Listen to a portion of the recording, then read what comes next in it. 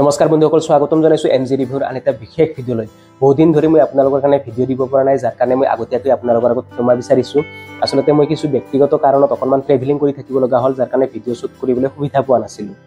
আৰু এই ট্ৰেভেলিঙৰ সময়ছোৱাতো মই কেইখনমান চিনেমা কেইখনমান ৱেব ছিৰিজ চাইছোঁ, খালি ভিডিঅ'হে শ্বুট কৰা হোৱা নাছিলে।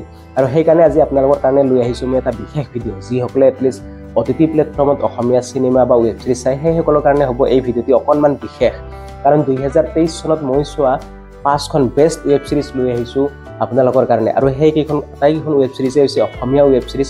আৰু সেই ৱেব ছিৰিজকেইখনৰ বিষয়ে মই আপোনালোকক আজি জনাম এই ভিডিঅ'টিৰ জৰিয়তে। গতিকে আপোনালোকে এই ভিডিঅ'টি শেষলৈকে চাই থাকিব। 5খন ৱেব ছিৰিজৰ ভিতৰত 5 নম্বৰ ৱেব ছিৰিজখনৰ নাম হৈছে নেউল। আৰু এই নেউল নামৰ ৱেব ছিৰিজখন পৰিচালনা কৰিছিলে চাংকু নিৰঞ্জন নাথে। আৰু এই ৱেব ছিৰিজখনৰ মুখ্য চৰিত্ৰত আপোনালোকে দেখিবলৈ পাব হিমাংশু প্ৰসাদ দাস, কমল লোচন আৰু নৱজিৎ নাথৰ লগতে বহুতো কলাকুশলী।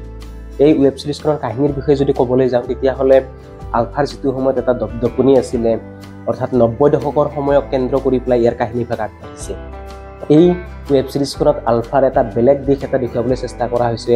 আৰু বহুতে আচলতে আলফাৰ নাম লৈ পেলাই সাধাৰণ জনতাক কেনেকুৱা ধৰণৰ অত্যাচাৰ কৰিছিলে বা কেনেকুৱা পৰিস্থিতিত পৰি পেলাই সেই সময়ৰ নৱপ্ৰজন্মবিলাক উঠি অহা যুৱকবিলাক আলফাত যোগদান কৰিব লগা হৈছিলে, তেনেকুৱা ধৰণৰ কিছু বস্তুক টাচ কৰি পেলাই যাবলৈ চেষ্টা কৰিছে এই ৱেব ছিৰিজখনে। আৰু এই ৱেব ছিৰিজখনৰ যিটো স্ক্ৰীন প্লে, যিটো কাহিনী, সেইটো আৰম্ভণিতে অকণমান আপোনালোকক শ্ল' যেন লাগিব পাৰে।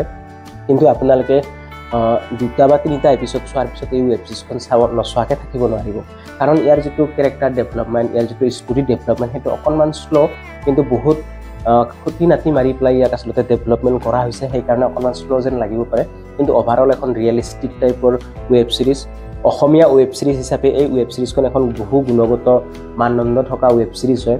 আৰু এই ৱেব ছিৰিজখনত আপোনালোকে স্পেচিয়েলি কমল লোচন আৰু নৱজিৎ নাথৰ যিটো এক্টিং, সেই এক্টিংটো চাই পেলাই নিশ্চয়কৈ মোহিত হ'ব। খুব সুন্দৰ এক্টিং কৰিছে আটাই। হিমাংশু প্ৰসাদ দাসক আপোনালোকে অকণমান বেলেগ ধৰণৰ চিৰিয়াছ কেৰেক্টাৰ এটাত দেখিবলৈ পাব। সাধাৰণতে হিমাংশু প্ৰসাদ দাসক কোনো চিৰিয়াছ কেৰেক্টাৰত তেনেকৈ দেখা পোৱা নাযায়, কিন্তু স্পেচিয়েলি প্ৰথমবাৰৰ কাৰণে হয়তো এই ৱেব ছিৰিজখনত তেওঁক এটা বেলেগ ধৰণৰ কেৰেক্টাৰত আপোনালোকে দেখিবলৈ পাব। আৰু এনেও কমল লোচন অকণমান আণ্ডাৰ ৰেটেড টাইপৰ বুলি মই ভাবোঁ। তেওঁ বহুত টেলেণ্টেড হিৰো হয়, কিন্তু অসমীয়া ছবি জগতত, অসমীয়া ফিল্ম ইণ্ডাষ্ট্ৰীত তেওঁ যিমান ফ'কাছত আহিব লাগিছিলে সিমানখিনি এতিয়ালৈকে আহিব পৰা নাই। কিন্তু স্পেচিয়েলি আটাইৰে এক্টিং চাই পেলাই বহুত বেছি ভাল লাগিব। আপোনালোকে যদি অসমীয়া ৱেব ছিৰিজ চাই ভাল পায়, তেতিয়াহ'লে এই ৱেব ছিৰিজখন একবাৰ নিশ্চয়কৈ চেক আউট কৰিব পাৰে। 4 নম্বৰ ৱেব ছিৰিজখনৰ নাম হৈছে কৃষ্ণচূড়া.com। আৰু এই কৃষ্ণচূড়া.com নামৰ ৱেব ছিৰিজখনৰ পৰিচালক হৈছে প্ৰণৱ ভৰালী। আৰু এই ৱেব ছিৰিজখনতো আপোনালোকে মুখ্য চৰিত্ৰত দেখিবলৈ পাব কমল লোচনক।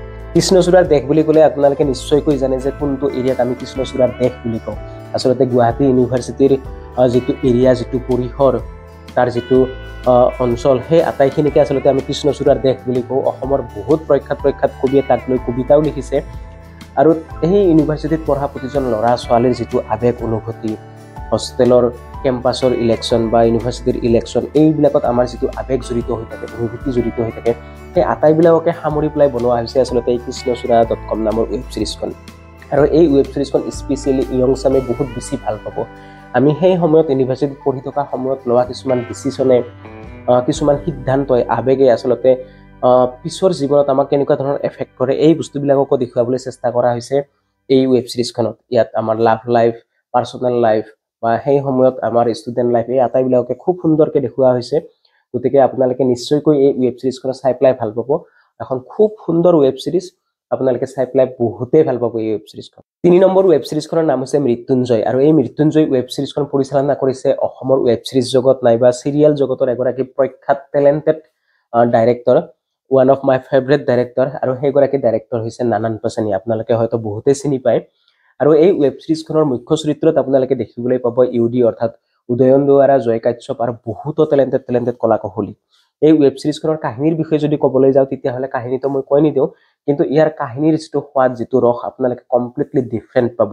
এখন অসমীয়া ৱেব ছিৰিজ হিচাপে বহুত বেছিয়ে সুন্দৰ, বহুত বেছি ধুনীয়া ৱেব ছিৰিজ হয় এই ৱেব ছিৰিজখন। ইয়াত আপোনালোকে আধ্যাত্মিকতাৰ পৰশ পাব, কিন্তু এই ৱেব ছিৰিজখন এখন ছাছপেন্স থ্ৰিলাৰ জনাৰৰ ৱেব ছিৰিজ হয়। ইয়াত এটা ইনভেষ্টিগেশ্যন চলে, ইয়াত কিছুমান তদন্ত চলে। কিন্তু আপোনালোকে এবাৰ চাবলৈ আৰম্ভ কৰাৰ পিছতে এই ৱেব ছিৰিজখনে আপোনালোকক অট'মেটিক কিবা এটা টানি লৈ থাকিব, আপোনালোকক আকৰ্ষণ কৰি ৰাখিব, যে আপোনালোকে সেইখন নচোৱাকৈ আৰু আধাতে বাদ দিব নোৱাৰে। ছাছপেন্স থ্ৰিলাৰ জনাৰৰ ৱেব ছিৰিজ চাই ভাল পায়, অলপ বেলেগ ধৰণৰ ইউনিক টাইপৰ কাহিনী আপোনালোকৰ চাবৰ মন আছে তেতিয়াহ'লে এই ৱেব সিৰিজখন আপোনালোকে মুঠেই মিছ নকৰিব এখন খুব সুন্দৰ খুব ধুনীয়া ৱেব সিৰিজ মৃত্যুঞ্জয় আৰু আপোনালোকে চাবলৈ পাব ৰিল ড্ৰামাত 2 নম্বৰ ৱেব সিৰিজখনৰ নাম হৈছে ফিছা আৰু এই ফিছা নামৰ ৱেব সিৰিজখনৰ ডাইৰেক্টৰ হৈছে সংকল্পজিৎ হাজৰিকা আৰু এই ৱেব সিৰিজখনৰ মুখ্য চৰিত্ৰত আপোনালোকে দেখিবলৈ পাব বৰষাৰাণী বিষয়া প্ৰসেনজিৎ কমল লোচন আৰু বহুতো টেলেণ্টেড কলাকুশলী এই ৱেব সিৰিজখনৰ কাহিনীৰ বিষয়ে যদি ক'বলৈ যাওঁ তেতিয়াহ'লে এই ৱেব সিৰিজখনৰ কাহিনী আৰম্ভ হয় এটা মাৰ্ডাৰ মিষ্ট্ৰি ইনভেষ্টিগেশ্যনৰ পৰা আৰু তাৰ পিছত কাহিনীটো এটা বেলেগ ধৰণৰ পৰ্যায়লৈকে যায় পায় আপোনালোকে যদি সাসপেন্স থ্ৰিলাৰ জনৰ ৱেব সিৰিজ চাই ভাল পায় তেতিয়াহ'লে ডেফিনেটলি এই ৱেব সিৰিজখন চাই ভাল পাব কাৰণ ইয়াত কাহিনীটো যি ধৰণে দেখুওৱা হৈছে ড্ৰাগছ ব্যৱসায়ৰ এটা কাহিনী ইয়াত দেখুওৱা হৈছে আৰু ইয়াৰ যিটো নাম ফিছা সেই নামটো আসলতে এনেই ৰাখা নাই একদম পুৰা কাহিনীটোৰ লগত সম্পূৰ্ণৰূপে মিলি যায় ইয়াৰ নামটো তাৰ উপৰি ইয়াৰ প্ৰতিটো এপিসোড ইয়াক ষ্টৰীটোক যি ধৰণে দেখুওৱা হৈছে যি ধৰণে আপোনালোকৰ আগত উপস্থাপন কৰা হৈছে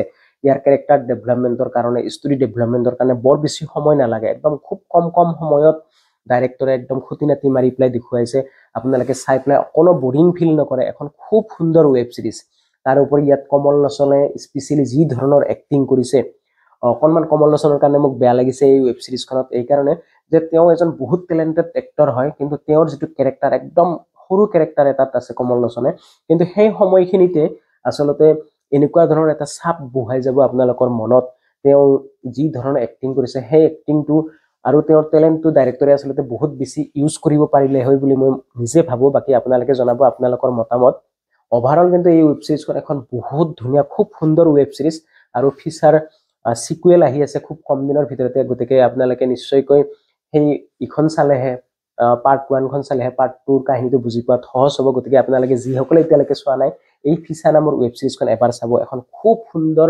একদম খুব ধুনীয়া ৱেব সিৰিজ হয় এতিয়া আহিছো 1 নম্বৰ ৱেব সিৰিজখনলৈ আৰু 1 নম্বৰ ৱেব সিৰিজখন হৈছে 2023 বৰ্ষত চোৱা মোৰ আটাইবিলাক ৱেব সিৰিজৰ ভিতৰত one of the favourite web series আৰু এই ৱেব সিৰিজখনৰ নাম হৈছে কলৰব আৰু এই ৱেব সিৰিজখন ডাইৰেকচন কৰিছে one of my favourite director Nanan পাছানিয়ে এই ৱেব সিৰিজখনত আপোনালোকে দেখিবলৈ পাব কেকে অৰ্থাৎ সিদ্ধাৰ্থ শৰ্মা হিমাংশু প্ৰসাদ দাস হিমাংশু গগৈ ওয়াইসিস তালুকদাৰ আৰু বহুতো টেলেণ্টেড কলাকুশলী এই ৱেব সিৰিজখনৰ কাহিনীৰ বিষয়ে যদি ক'বলৈ যাওঁ তেতিয়াহ'লে 4-5 জন মান বন্ধু বান্ধৱীয়ে মিলি পেলাই এটা বনভোজ খাবলৈ যায় আৰু সেই বনভোজ খাবলৈ যোৱা জায়গাত এটা মাৰ্ডাৰ হয় আৰু সেই মাৰ্ডাৰটোক ইনভেষ্টিগেশ্যন কৰাক লৈ ইয়াৰ কাহিনী ভাগ আগবাঢ়ে কিন্তু মই যিমান সহজকে আপোনালোকৰ আগত কাহিনীটো কৈছো তেনেকুৱা ধৰণৰ নহয় ইয়াত বহুত বেছি সাসপেন্স বহুত বেছি থ্ৰিল আছে এই ৱেব সিৰিজখনত আৰু এই ৱেব সিৰিজখনৰ প্ৰথম এপিসোডটো চোৱা আৰম্ভ কৰিলে আপোনালোক এনেকুৱাকে বান্ধি ৰাখিব ইয়াৰ ৰস বা ইয়াৰ সোৱাদে ইয়াক এনেকুৱা ধৰণৰকে প্ৰস্তুত কৰা হৈছে আপোনালোকে শেষ নোহোৱা পৰ্যন্ত আৰু এই ৱেব সিৰিজখন উঠি নাহিব বা বাদ দিব নোৱাৰিব নচাকে থাকিব নোৱাৰিব কাৰণ দুজন টেলেণ্টেড অভিনেতা একেলগে স্ক্ৰিন শেয়াৰ কৰিছে ইয়াত